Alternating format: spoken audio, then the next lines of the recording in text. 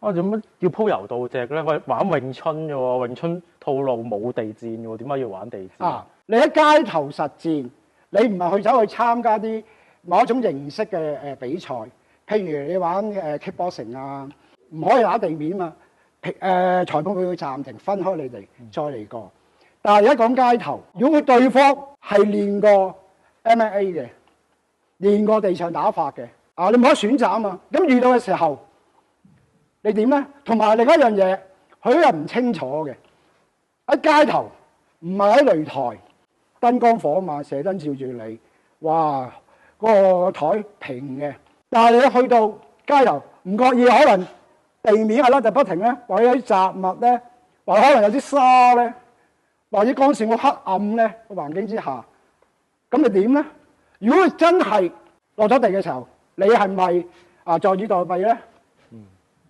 同埋其實佢係有啲誤會嘅。其實喺詠春嚟講，一個創派嘅時候喺清朝，佢主要應付都係國內嘅功夫中國裏邊。喺清朝有啲洋人，但係基本上佢都係多數開頭呢啲傳教士啊、啲文人啊，或者嗰啲學者啊，多數係嗰啲傳教士嘅。地上打法基本上嗰陣時，佢自己西方嘅時候都唔盛行，係冇嘅。但係後期遇到啦，好似葉問宗師嚟到香港嘅時候，香港嗰個時候boxing不嬲都盛行㗎啦，因為英國殖民地係嘛。咁再加埋再一段時間之後，喂，有啲泰拳咧，你係咪要應付啊？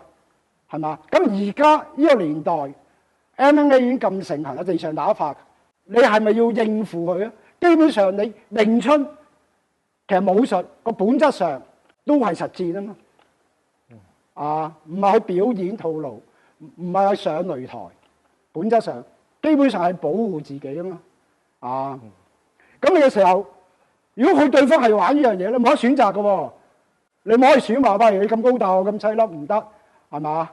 你玩咩啊？我冇學過，又冇嘅喎，咁嘅情況你點咧？另外有一樣我唔明白嘅，其實詠春所謂3套套路咧，小念頭同埋尋橋係一般情況喺標指嘅概念裏邊啫，因為標指係不規則嘅手。嗱，我聽過有個話標指不出門，我有其實係咪葉問係咪講嗰啲咁嘅嘢㗎？從來冇講過，呢個咧係我呢個標指係不規則嘅手咧，係葉問宗師親自同我師傅黃朗師傅講嘅，即係唔係標指不出門咯，係標指不規則咯，係不規則嘅手。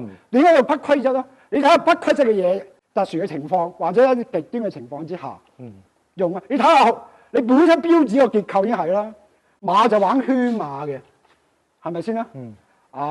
咁咧佢有兩個喎，級爭其實最短嘅武器，發手啊、問手啊、標手啲係最長嘅武器喎，同埋打係四面八方喎。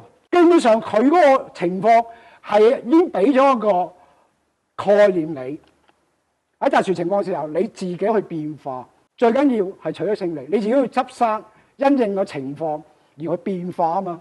特別係一個地上打法嘅時候，好容易會遇到嘅。喺街頭嘅時候，咩事都會發生嘅喎，你要準備啊。所謂其實都會有人啦，邊家知己知彼啊嘛，起碼。你起碼你就算唔係好熟悉佢，起碼你要知道佢哋嗰個情況係乜嘢。咁我哋相對真係唔好彩嘅時候，我哋點樣能夠盡快去翻嗰個站立式打法咧？因為我哋主要就係一個主力係站立式打法，佢主力係一個地面打法，好難同佢哋嘅。如果佢真係一個即係練得訓練有素，練咗好多年嘅話，其實你喺地下同佢玩啊！嗰啲嘢長久咧，就好難同佢玩嘅。其實，因為佢可能佢咁多年都係練呢樣嘢，即係好簡單。我哋主要咁多年都係站立式打法，係咪先啦？咁你話你點可能嘅？都要知道佢佢嗰個打法大約即係有個概念，佢係點樣去咩原理咧？我哋盡量係用翻我哋嗰個即係本門一啲權利啊各類嘢，有咩喺嗰度能夠要解決呢個問題啊？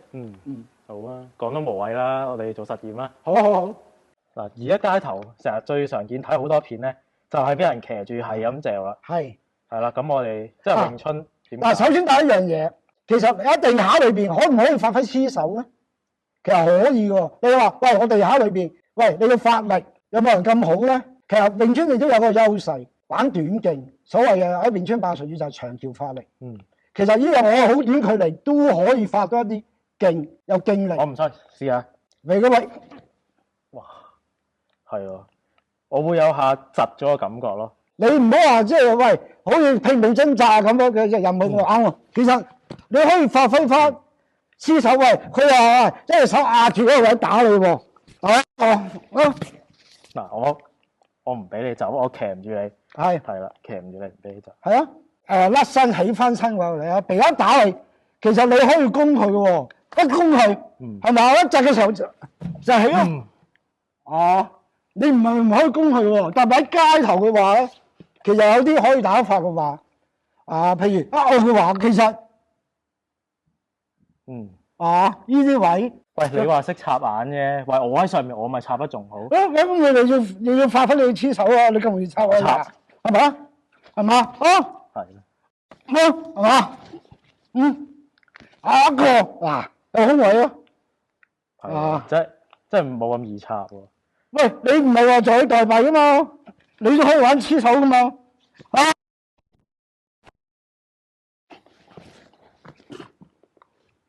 嗱，當我有黐手啦，咁係咪喺地面繼續同你玩黐手咧？定？梗係唔好啊！其實你因為點解？佢始終其實佢哋即係玩嗰啲嘅鎖法，其實都係一個等於我哋嘅黐手打咁。係啊。咁攞到個位嘅。就要係咯。